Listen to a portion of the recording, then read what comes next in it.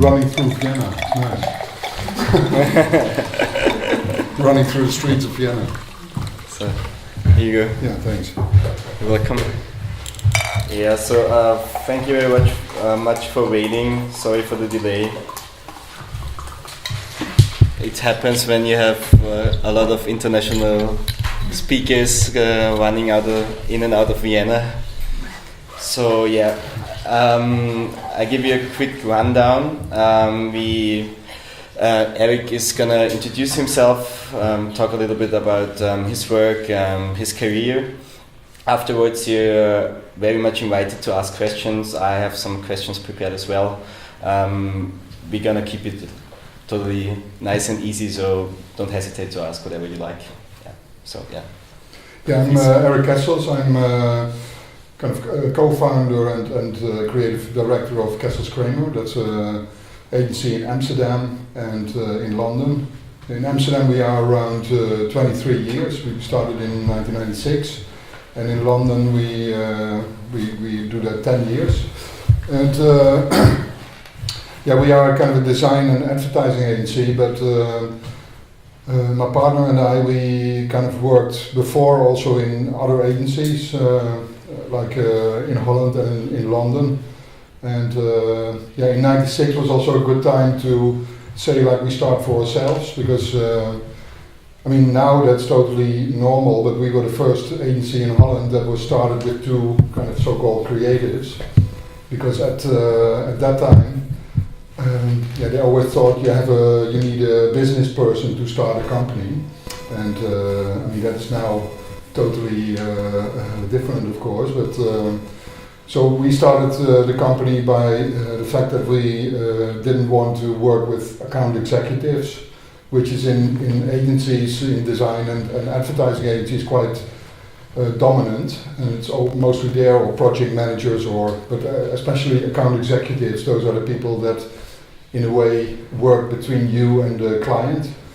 So we wanted to work directly with the clients, which was at that point quite new, because when you work in an agency, they would always keep the clients away from the creatives, because it's almost like a...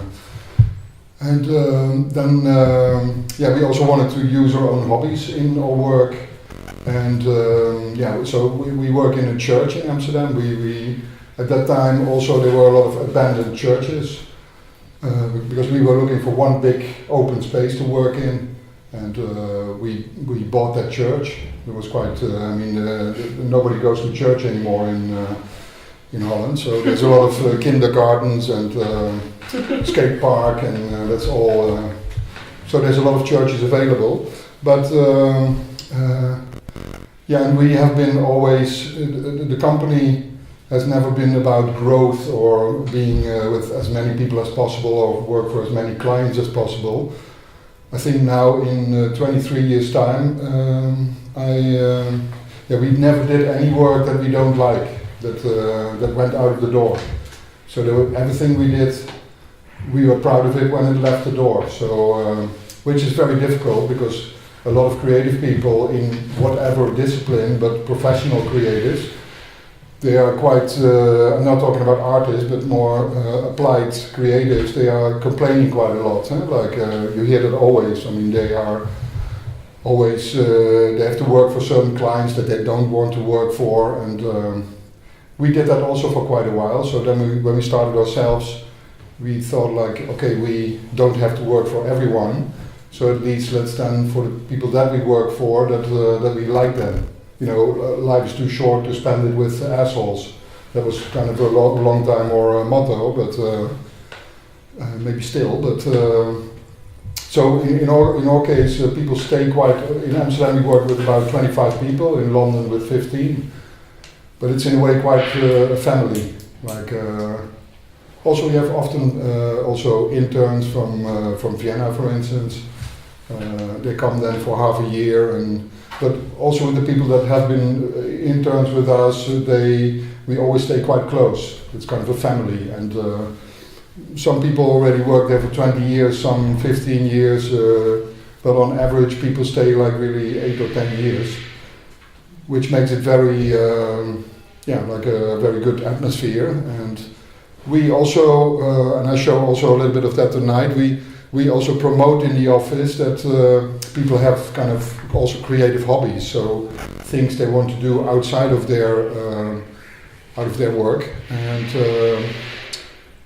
so that's also very important as a creative, to really fuel yourself with new ideas. I mean, not always the best ideas come from the job you're working on. I mean, you can also find it more outside of your work.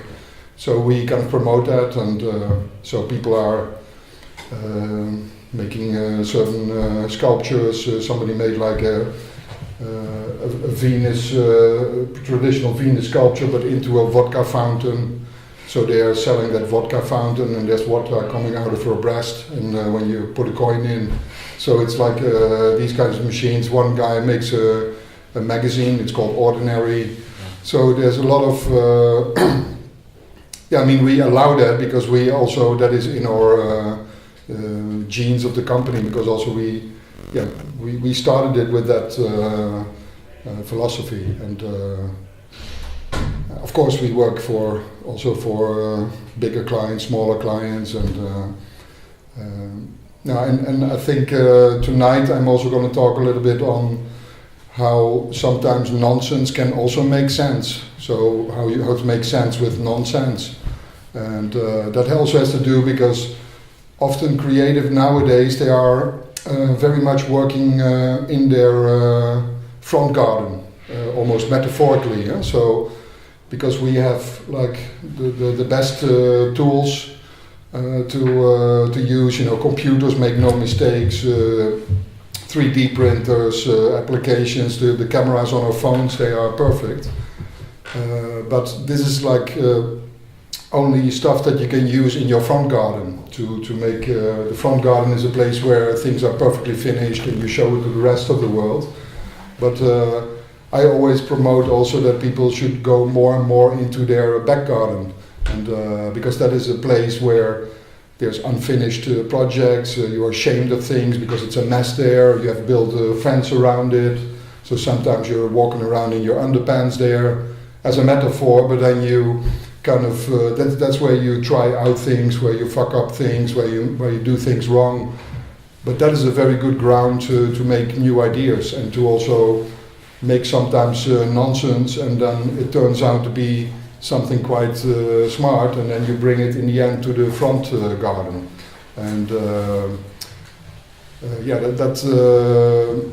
for me, creativity is also there's quite a danger at the moment with everything that we can use, that it becomes so perfect that we forget that real creativity is also about confusion, disruption, something you haven't seen before, something that's different, something that you have a strong emotion with, negative or positive. So it's never like a smooth path in that sense. And I mean, that is also, I think in my case, I do this work now for more than 25 years, but I am still very I'm still very nervous when I have to start with a new job, or I feel really embarrassed myself because sometimes when I do a job or I have to come up with an idea, I have the same stupid cliches that I had 10 years ago in my head. So you are never born with the talent to be creative, maybe you're born with the talent to kind of let things loose, or to not be a control freak, but you have to learn also how to be creative. I mean, in that sense, it's not like something that is injected into you. It's like really, you have to also fuck up a lot. I mean, I made also a lot of very horrible things, so at least I know what that is. And but to be creative, you need to be also very vulnerable and very. I mean, you need to. It's a process that you need to leave open till a very long moment.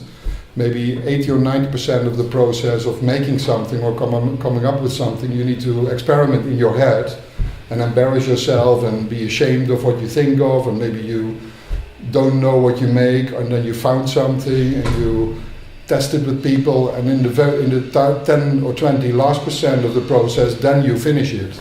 But the problem is that nowadays it's very easy to make something and to finish something straight away, because all the techniques are there, all the examples are there, and so I like to break with that also a little bit, and provoke that is an open process. Something like that, or yeah. Any questions right away?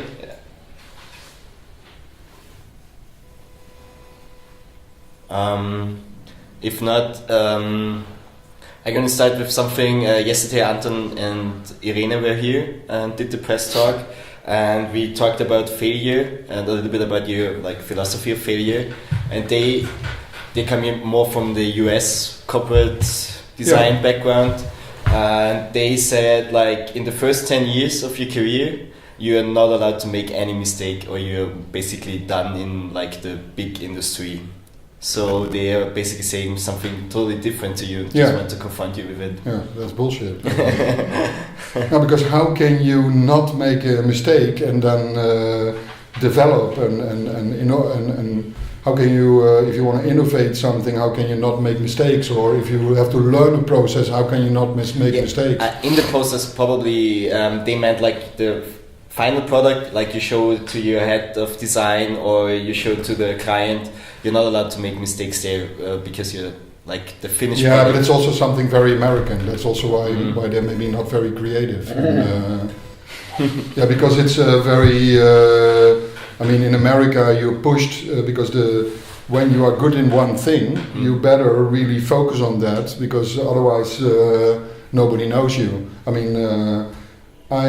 When somebody asks me what I do, I don't have it's very difficult to answer by now already, because I don't know what to say. Which is embarrassing, but on the other hand, it's also it's like a luxury, because and I think but what I say is more that because the industries are so big, there's so many people wanting to do things, which is great, but then I think it's also very good that with that back garden, also that it's good to develop your own identity, who are you, what are you bringing to the table, what do you want to, a lot of people are also scared and shied because there are so many examples and everything you can nowadays see. That's even in a conference like this, you see finished best works, and as a student it's oh my god, how far need I to go before I'm on that stage, or which is that's not the point. It is very good to and also it's funny that with a lot of creative disciplines, they are still stuck in the craft that you have to learn, while nowadays you can learn that in a very short period, in a few years or something. But it's much more important who you are and what kind of strange thought you have, or how you dare to think in a different way, or what kind of things you like, and the personality is much more important than the craft you know, because when you have a great idea and you're not very good in the craft of it, that is easy to learn. But to have a very good idea is not very easy to learn. And that's also, we live in a very eclectic time, because everybody's nervous about social media, online presence, this, that, and but it's the same 10 years ago or 15 years ago, when every company wanted to have a film on YouTube. It's totally ridiculous. They just put something on there and they thought okay, now we are on YouTube. It's bullshit. And the same happens now with Instagram, or when a company goes on there, 9 out of 10 times there's no content, there's no originality, and there's hardly any relationship with the people that are on that platform for them. I think that in a time like this, and maybe that sounds strange, but that to have a very strong, good idea, that is the most valuable, important thing, because that really connects all these different disciplines and executions together.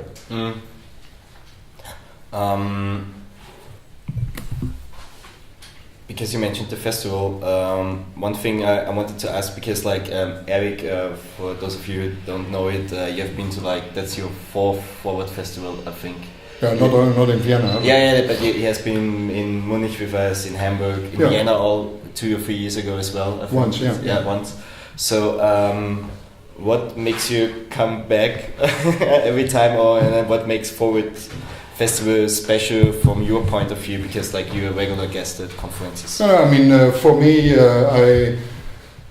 the benefit I get from it, that I think that every time I've been here, I had also I make contacts with people that are in the audience, and they afterwards, when sign books, or I talk to them, and we had 3 or 4 times already people that did a work experience, and I think the quality also of design, and also a little bit irony slowly starting, because I mean, Holland, I think, and maybe also England, but Holland is also very ironic in that sense. I don't know if you, but I mean, when the work we make is very ironic. I mean, it's almost like anti-advertising.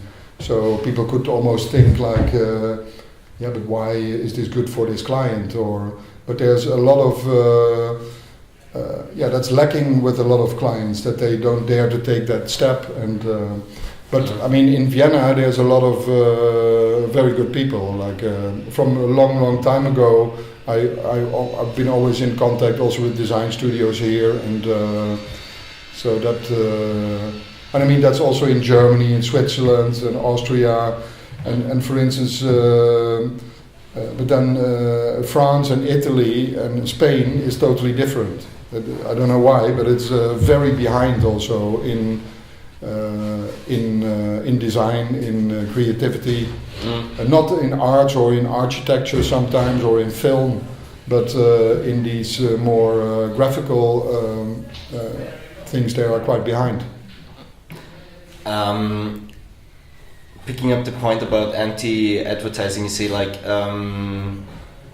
that's one thing that goes through a lot of your projects. Like when we look at some of your books, as well as other projects you did in recent times, like the group show exhibition or the boxing thing. It sometimes seems like you pick a topic and you try to like you said, with the foreground and background, just turn it around and try to look from it at the back. Yeah. Is this, when you said failure is important to find your style, etc., is this your style, bringing things in even showing things in an anti-way or satirical way sometimes? Yeah, but then we just believe, I mean, I have to say that, for instance, I really hate advertising, or I really hate also a lot of graphic design, because it's, I mean, and everybody does that, but it's also a bit of a taboo when you work in the industry, that you say, I hate the industry I work in. But I see that more as a very positive thing, because it's very good to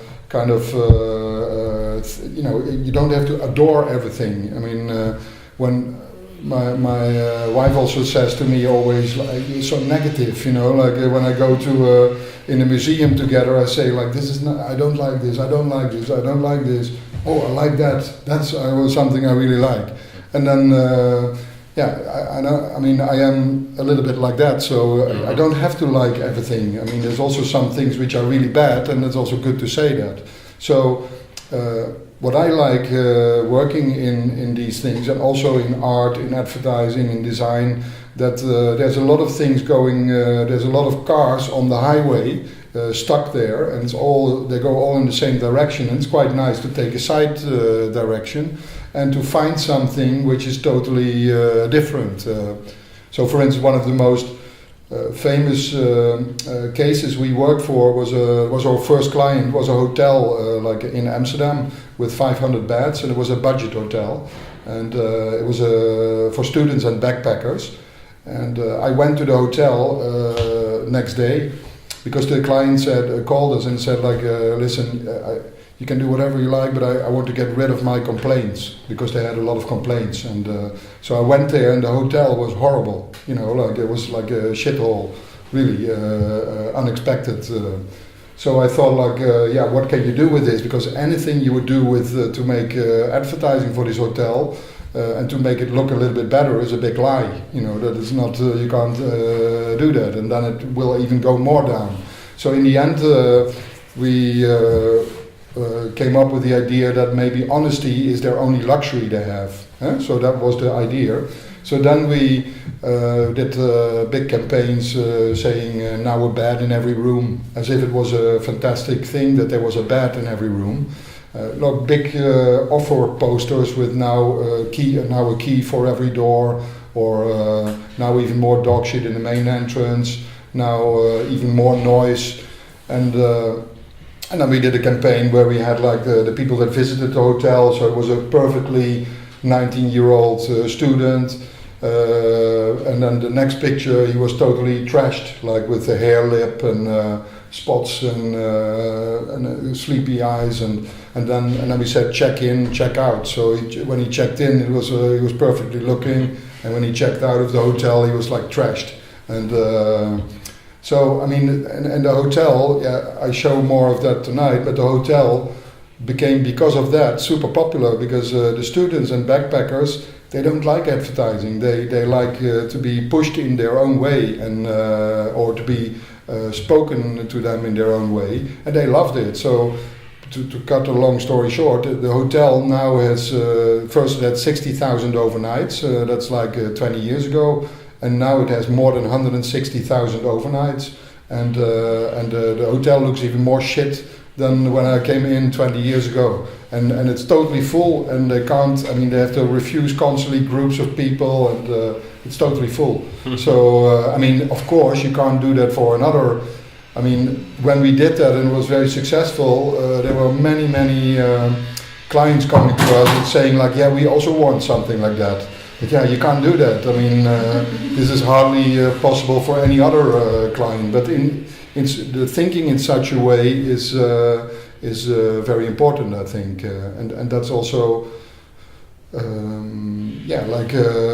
that is what I like. Not to do it every time as extreme as that, but sometimes you can also do it very human. Like we did once a mobile phone brand for maybe 6 years. We worked for them. It was new on the market. And they said that they wanted to be there for everyone, because they had a very simple price plan, very low. But then we said like, okay, if you want it for everyone, then we also don't exclude anyone. And then we made a campaign where that was very much about integration and about migration, and showing all the different nationalities that were living in Holland together in this campaign, which was very controversial at that time, because there was a lot of these racial and migration issues, and there was like sometimes a mosque that got burned, or things like that. So for a client to dare to do that, and in the end the brand came very popular because of that, and in the end they also now sometimes show that campaign, because they said that it did more for integration in Holland than any governmental campaign at that time. So yeah, I'm quite proud about that, but it was a starting idea with no compromise, and they said like, we want to be for everyone, and then we said like, okay, this is how you can do that, and I agreed with it, and then they lived with it, and they became that brand. So yeah, and I mean, I work now also, I show some of that tonight also, but not a lot, but also as an artist quite a lot. Also because I'm a visual person, and yeah, my interest goes also beyond doing only the design or advertising work, and that is also quite nice. That's also possible nowadays. I have now an exhibition in the MoMA, which opened last week, And many years ago that would not be possible, I think, when you come from an advertising agency and the background like that you have an exhibition in the MoMA, that is quite, that's a very nice development. And but we are also quite open and honest about also the fuck-ups we had, or one story is that, for instance, we did I did the logo and the design for the theme of the city of Amsterdam, which is it's called I Amsterdam. I don't know if you know it, but in lectures I also tell always that because this is quite well known now, and they ran it for many years now. But when we got the briefing for that job, which was a pitch between 5 design agencies, we really went on the way back from the city hall where we got the briefing with our bicycle. In the 5 minutes back to the office, we already had the idea I Amsterdam. We were talking about it, and then suddenly we had that idea. And so then we checked it in the office if that was already existing in the register, which was not the case. And then we registered it on the day, which was like €15,000. It was quite a lot as a wild guess, but then 2 weeks later we presented it, and after the presentation there were maybe 20 people. It was deadly silent, and then I asked a woman next to me, like, what is happening? Is there anything wrong? And she said, like, yeah, sorry, it's very embarrassing, but the people that presented before you had exactly the same idea. So in the end, 3 of the 5 people had the same idea. So that also shows that creativity is not unique, but we were the ones that we owned I Amsterdam at the moment when we were presenting it. So the other ones didn't think about registering it. And yeah, it's things like that. The city hall was not happy with that, not at all, because we said, like, yeah, sorry, that it can be true, because we had also the idea very quick, but we registered it and it's ours now. So they didn't like that we took control over the process. But in the end they researched it and it was working perfectly, so they had to go with us. And sometimes you need to also, in the 20 years or 23 years with the company, we also sometimes rejected a client, but we also sometimes fired a client, which is normally exactly the other way around, that the client fires you. But one time we worked for Audi, for instance, and there was a new person working there, and he wanted to work with us, but it didn't match us between us. It was like a horrible guy. Nobody liked him, and at least none in our office. And then we said, like, yeah, what's the point in working for him? And then we said, like, listen, we just stopped the relationship. We just want to move on, and then we also sent a press release to trade press that we fired Audi, which is also controversial. But on the other hand, it's also, when we wouldn't have done that, in the press would be like that Audi said goodbye to us, So that is. Sometimes, we did that once, because it's also, we knew that he would twist the facts about that, and it's better to be, sometimes a little bit in control, they didn't like us for that. But on the other hand, it's honest, and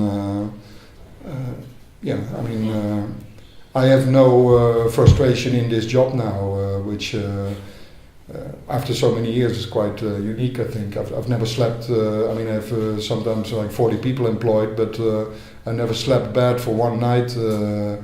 While when I was working in another agency and I had to do shitty jobs for a client that you in a way didn't want to work for, I couldn't sleep at all. So, but maybe that's too personal. You had a question? Okay. Oh. Yeah. Anybody else want to ask something? Which project are you working now? Or which client is there? We work for a lot of. Now, for instance. Or is it like a special project you're working at the moment? Yeah, like several things. Like we do in a way we for Timberland the shoes. We do only there. We do only social media content for them. So it's quite nice to focus totally on that, and to come up with ideas for projects for that, which are meaningful in a way. Yeah? Because that's the big thing. How can you make something online very specific for that, and then make use of the best things for that? Other thing I'm working on is. It's a big outdoor retail company and we came up with the idea that you have to go. Why it's better to go outside. So that's the strategy. That because people think that they are very much outside, but you are 60 or 70% of your time inside, and. So it's always nice to have a very grounded strategy that you can constantly make new things on. We are also now for the third year busy with for Greenpeace. We made also a product which is called Nothing, and so it's very but it's been taken very seriously, and it's also probably going to be international. So it comes from the fact that we in a way have everything, and we don't know what to buy for somebody when somebody has their birthday. So we made just a brand for them called Nothing, and it's a box and it says hooray, and then when you open it, it says you have received nothing. So you can just package that, give it to somebody, and then they receive nothing, but you have to buy the box, and that is then a donation to Greenpeace. So you have really nothing, which is a very small box, or almost nothing, which is a small box, nothing, which is a bigger one, and really nothing and 3 times nothing is all the 3 together. So it's like, but it's nice because there's also shops that are called Nothing, and it says like buy nothing, and it's like the same. Is it Holland specific, or is it Europe? It started in Holland for Greenpeace, and now we start to try to do it also in other because that's what they manage then, and with my art projects, I'm now in the end of March I have an exhibition in Bolzano, or the end of May I mean, and because I made a book, latest book I did is called Shit. And this is because I work a lot with found photography, and I work a lot with reappropriation, because in a way I never make images myself, which comes also a bit through my work, that I always work with photographers. I'm more kind of an editor and looking at things and analyzing things and picking things. So in my art I do also that kind of thing. So the book Shit is all with photographs that I've found and bought online and on flea markets. So they are real prints from the Second World War, where you see German Nazis who take a shit in the field, like really drop their pants and you see their ass and then they take a shit. So it's very strange, of course, because like who took that picture, like other soldier took that picture, and it's kind of weird, even in a war like that there was even no privacy to take a shit, or and so the book is also of course a provocation a little bit, but it shows a different side of the war in a way, and so that I'm going to do in the north of Italy, then in Bolzano, like the first time an exhibition with that, which is also more an installation. It's not like pictures on the wall. And then in end of May I have also an overview exhibition of all my reappropriated images and found images and the projects I did with it in Budapest. And but I work mostly, I delegate quite a lot of things. So then I have a team that just build the exhibitions and draw them, and I make the ideas, and I'm there at the opening. But they do the work, and in that way I can do also a lot of things together. And because I'm not good in hanging or making something with my hands. I'm not very good in that. I wanted to talk a bit about that because a lot of you, like the photo books, are mostly like you said, like you collect things and sort into a specific topic, basically. How you come up with the idea, and is it like you have the idea and you go out and collect things for the idea, or is it you collect things and you look at them and then you have the idea to make the book? How does this? Yeah, sometimes. I mean, the most the things I'm interested in the most is that I mean, tomorrow morning I go also at 6 o'clock to the Naschmarkt here, or 6:30. Yeah. So with the torch, you know, like when it's dark. So I collect family albums, not as a collector, but I buy them, and because they're on the market, and yeah, it's almost like painful to see your whole family history there. And then I buy them, and then I take them home, and I have around 15,000 family albums, like in a storage. But I make projects with it, and so it's not that I'm a collector, which sounds strange, but I mean, I don't. For me, it's just working material. So I'm really looking for strange histories and strange stories, almost like a visual archaeology in a book or in a photo book or in a series of pictures. So now the last book what I'm making now is so there's a series of book called In Almost Every Picture. The book is always the same title, but I'm busy to make the 15th book in that series. It's just a novel-sized books, but then with no text, only images. So you have to read the images almost. And in this case, I found something in Budapest because I was there sometimes, and it's 52 pictures of a guy, quite well dressed, in the 30s or 40s, black and white pictures, and always posing with a girlfriend. Different girlfriends, and but then what happened to the pictures is that his wife, at the moment, at least that's what I'm thinking, and that's almost 99% sure, that his wife started working on the pictures. So with ink, she's like erasing. She's not touching him, but very carefully erasing the girlfriends, as if she wants to say, "He's mine now." You know, like you're gone, your history. And it's so great, you know, because it's almost paintings, and that's something I love, you know, because it's. Or another album I found where a family was photographing maybe for 15 years. They were fighting with one of the biggest mysteries in photography, and that's how to shoot my black dog. Yeah. So they were photographing a black dog, but it was always a black shadow. It was just like a phantom, which was totally like a cutout. And they fucked it up all their life, and that's bizarre, you know. Like I like those kind of, and the stories are. I mean, I never can tell them always, only in all of them, but only in an exhibition. But they are fantastic stories, and sometimes very tragical, sometimes very happy or funny, and so sometimes I find, and it becomes more and more difficult, but then I find them on markets or online, but it's really like you need to dig very deep and be very patient, because in almost every picture, that book series, I made a book almost every year, but now for 3 years I didn't find anything, and I look a lot, you know, but it was very frustrating, but now I found it. So because you never know when the next book comes. And did you also found the pictures of the man like taking a shit? No, that was I mean, I by coincidence found one picture online on eBay. I saw it passing by. Don't tell me why I'm looking at man taking a shit or what?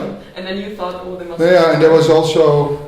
It triggered me because it was sold with the name of on the description it said Donnerbalken, which is a very horrible word, of course, because or horrible, also funny, and that's the bar they make in the field where they sit out, they put their pants down, take their ass over it, and then you know it's the Donnerbalken, so it's like thunder, and then I started to look for more of them. And these you can't find on the market because or for real, because it's a needle in a haystack. And because what happens is that there's on German eBay there's sellers who have these albums called Erinnerungen an meine Dienstzeit or something like that, and they plunder the albums and they put them in categories, or they sell them separately. And so to make the book, I did the book in 2 months, because I was, or in 3 months. I didn't.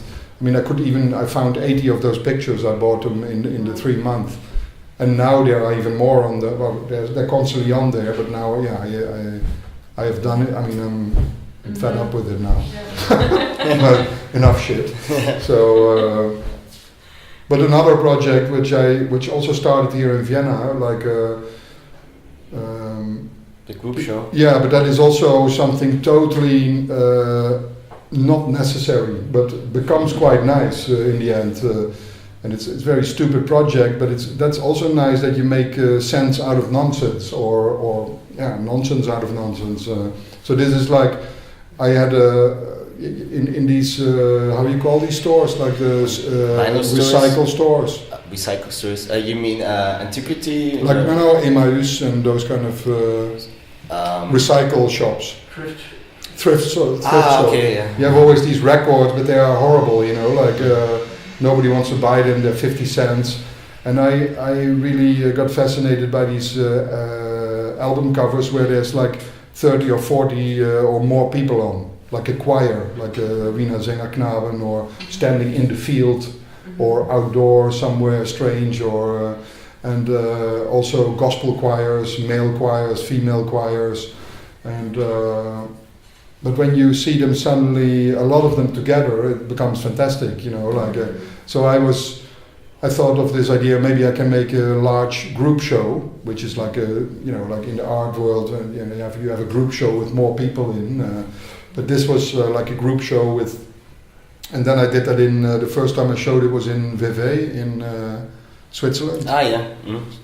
Say Vevey? Vevey? I don't know what the city was called, I just know that it was there. Yeah, it's at, and then I showed 2,000 of these records, but I also recorded all the records, and then I made a new vinyl where all the music from all the records is on top of each other, which is of course, it's also a new vinyl, which is a horrible vinyl, of course.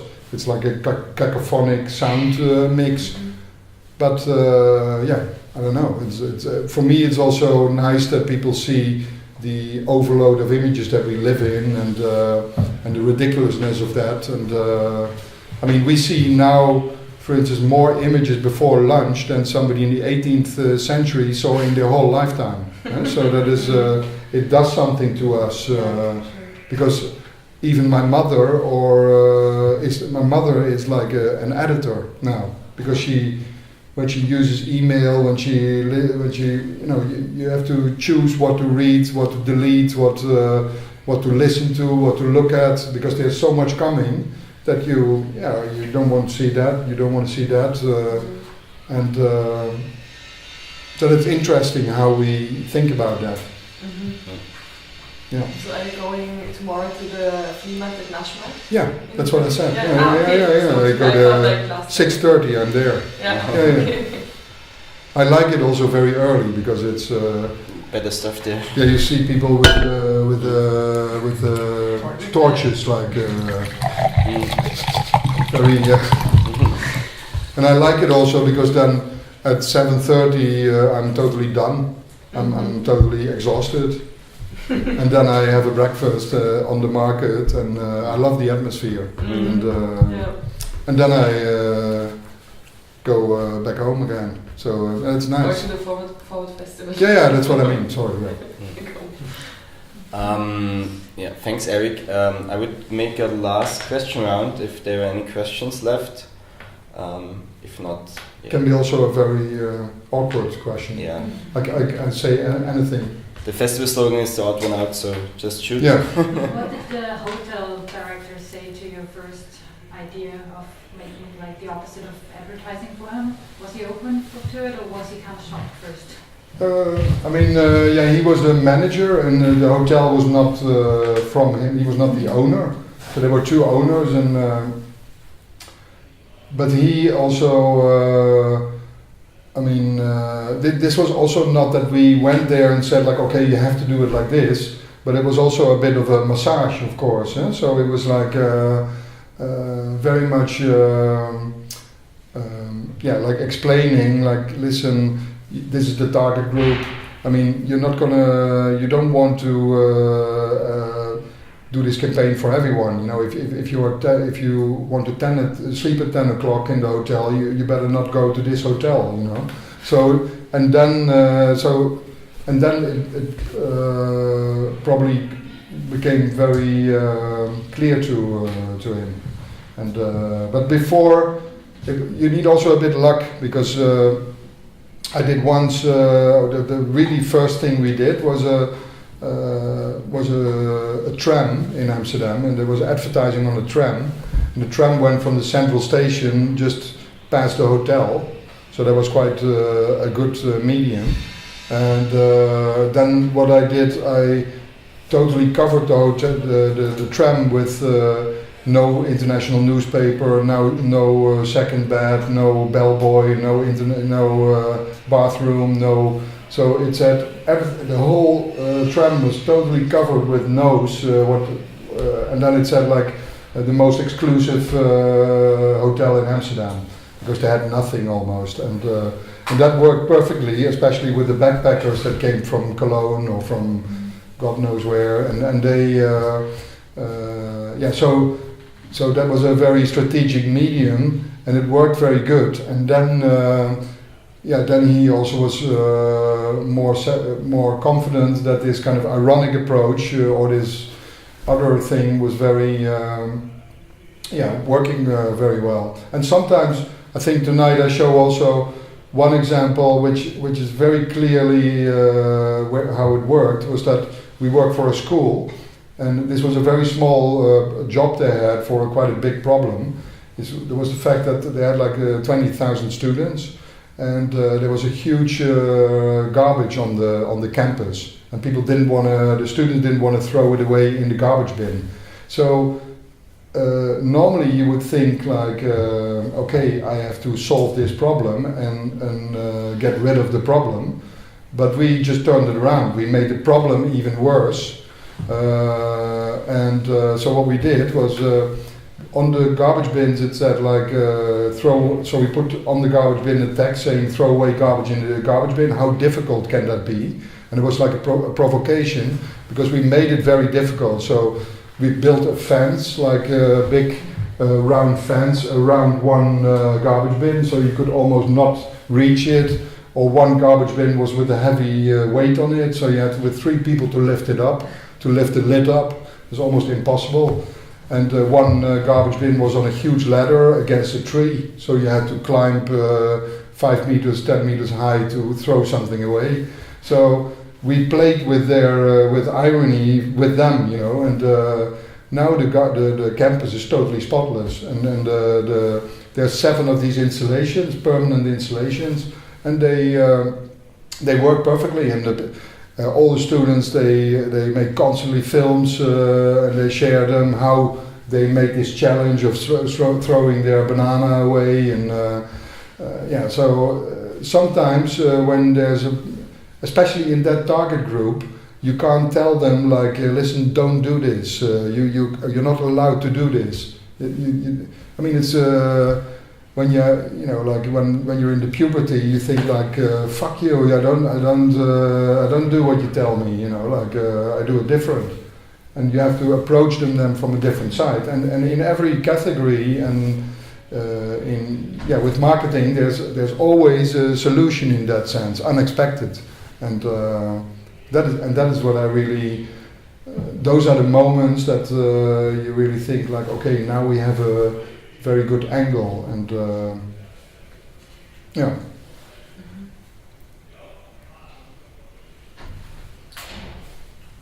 How do you turn an idea into money? Because I have the other problem that my head is full of ideas sometimes, but I'm stuck with them and don't know what to do. But in which way are you stuck with them? Well, they're at home, or they're in your body? In my head. They're in your head. Bothering me. No, I think you have to make them, because I mean, yeah, like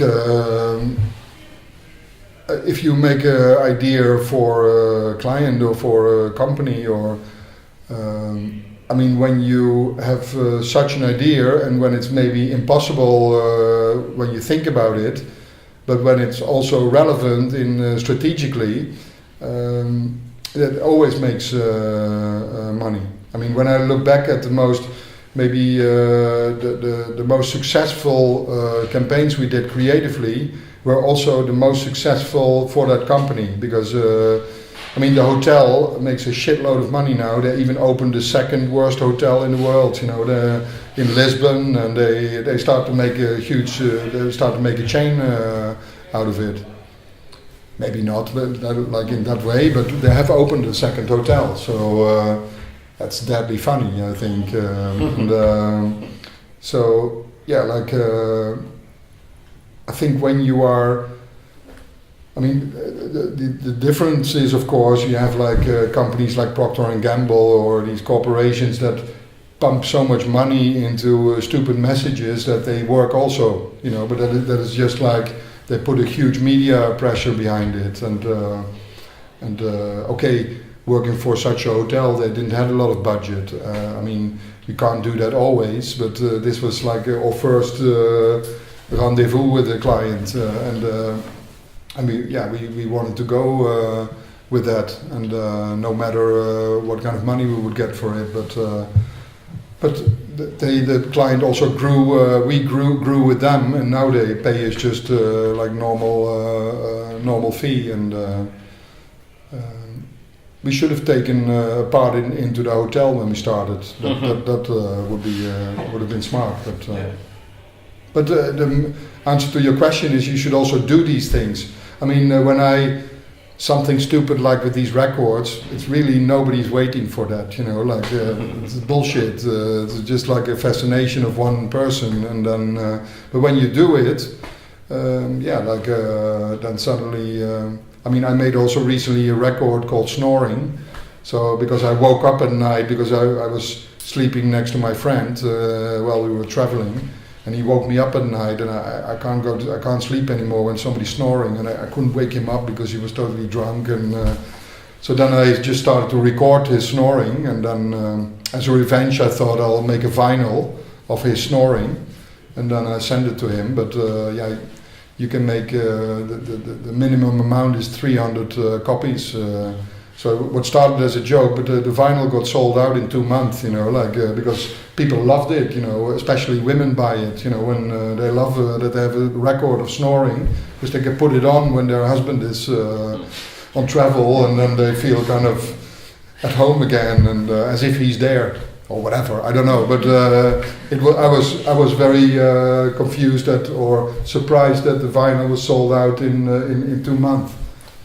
Yeah, I loved it. I bought it because I'm a snorer. My girlfriend hates it, and I thought, yeah, so I gave it as Christmas gift. Really? Yeah. Okay, there you go. Yeah, but I mean, that is also the answer to your question, because I could have also thought like, oh, it would be nice to make a vinyl with snoring. Yeah. So.